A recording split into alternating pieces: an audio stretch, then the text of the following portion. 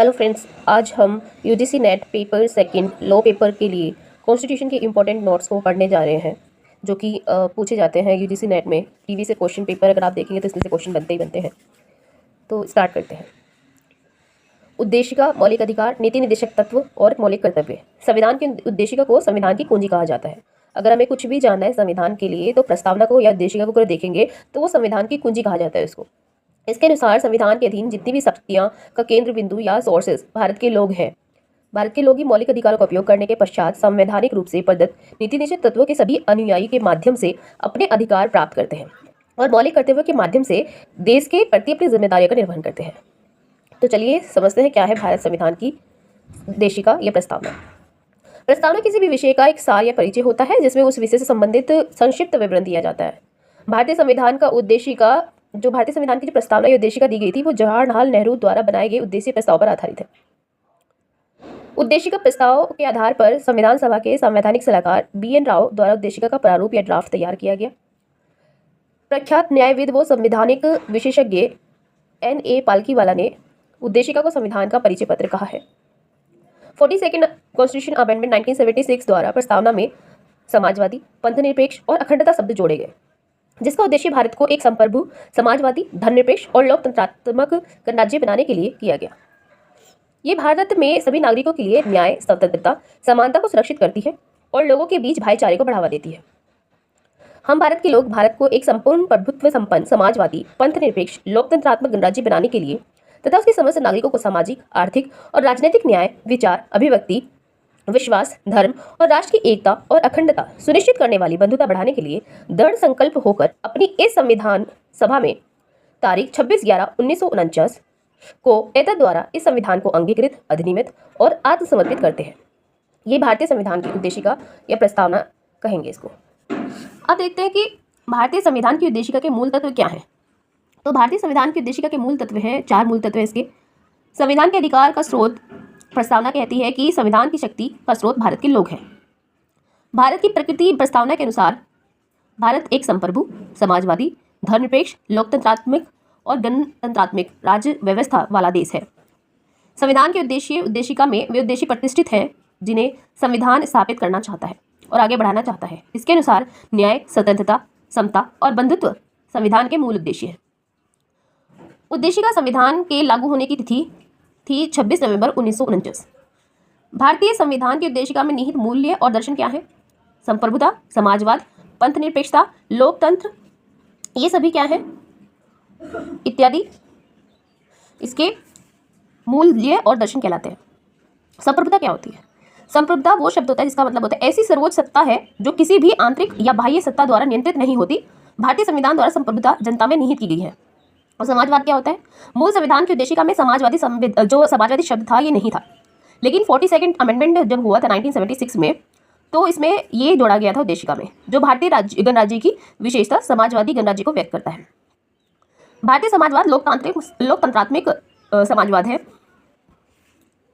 42nd amendment constitution amendment से पहले संविधान में जो डायरेक्टिव प्रिंसिपल्स थे, state policy directive principles of DPSP जिसको कहते हैं, के रूप में समाजवादी लक्षण उपलब्ध थे। 42nd कॉन्स्टिट्यूशन अमेंडमेंट में समाजवाद को परिभाषित करने का प्रयास किया गया है, जिसके अनुसार इसका अर्थ है सभी प्रकार के शोषण सामाजिक, आर्थिक और राजनीतिक से मुक्त है। अब देखते हैं पंथनिरपेक्षता क्या होता है। 42nd कॉन्स्टिट्यूशन अमेंडमेंट द्वारा ये जोड़ा गया था शब्द। पंथनिरपेक्षता संविधान के आधारिक लक्षणों में से एक है, बेसिक जो लक्षण है इसके उसमें से एक है। संविधान के द्वारा किसी भी मत या पंथ को राज्य का पंथ धर्म घोषित नहीं किया गया है। संविधान में धर्म के आधार पर विभेद का प्रतिषेध किया गया है। धर्म की स्वतंत्रता को मूल अधिकार के रूप में संरक्षण दिया गया है, जो कि दिया गया है आर्टिकल 25 से 28 तक। संविधान के 45 अमेंडमेंट जो कॉन्स्टिट्यूशन अमेंडमेंट होता है ये निर्धारित करता है कि संविधान के पंथ निरपेक्ष और लोकतंत्रात्मक स्वरूप को संविधान की एक बुनियादी विशेषता माना जाएगा। लोकतंत्र शब्द क्या होता है? लोकतंत्र शब्द में निहित मूल अवधारणा है कि संप्रभुता जनता में निहित है। लोकतंत्र से ये भी मतलब निकाला जाता है कि धर्म, जाति, मत, रंग या लिंग आधारित आदि नागरिकों के बीच कोई भेदभाव नहीं किया जाएगा और विधि के समक्ष सभी व्यक्ति समान हैं। भारतीय संविधान में संसदीय लोकतंत्र को अपनाया गया एवं शिक्षा, संपत्ति, आय या लिंग को मापदंड बनाए बिना देश के सभी वयस्कों को मताधिकार प्रदान कर संविधान को पूर्ण प्रतिनिधित्व बनाने का प्रयास किया गया है। भारतीय संविधान का उद्देश्य केवल राजनीतिक लोकतंत्र की स्थापना ही नहीं बल्कि सामाजिक एवं आर्थिक लोकतंत्र की स्थापना करना भी है। डॉक्टर अम्बेडकर के अनुसार सामाजिक और आर्थिक लोकतंत्र ही वास्तविक लक्ष्य और अंतिम लक्ष्य है। अब देखते हैं गणतंत्र क्या होता है। गणतंत्र का मतलब होता है गणराज्य या गणतंत्र की संकल्पना उस राज्य का प्रतीक है जिसमें जनता सर्वोच्च होती है तथा सर्वोच्च सत्ता किसी भी व्यक्ति विशेष में निहित न होकर जनसाधारण के हाथों में होती है। राज्य में कोई भी विशेषाधिकार प्राप्त वर्ग नहीं होता तथा सभी सार्वजनिक पदों के द्वारा बिना किसी भेदभाव के प्रत्येक नागरिक के लिए खुले होते हैं। राज्य का कोई वंशानुगत शासक नहीं होता है तथा राज्य का अध्यक्ष लोगों द्वारा ही एक निश्चित अवधि के लिए निर्वाचित किया जाता है। भारत का प्रमुख अर्थात राष्ट्रपति चुनाव के जरिए सत्ता में आता है। उसका चुनाव 5 वर्ष के लिए अप्रत्यक्ष रूप से किया जाता है।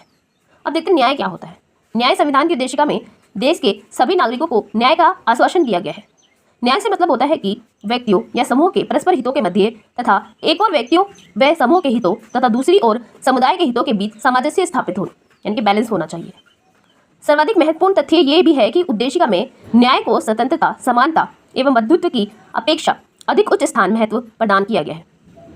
न्याय के 3 रूपों में परिभाषित किया गया है। 3 रूप बताए गए हैं, जैसे सामाजिक न्याय होता है, आर्थिक न्याय होता है, राजनीतिक न्याय होता है। अब देखते हैं सामाजिक न्याय क्या होता है।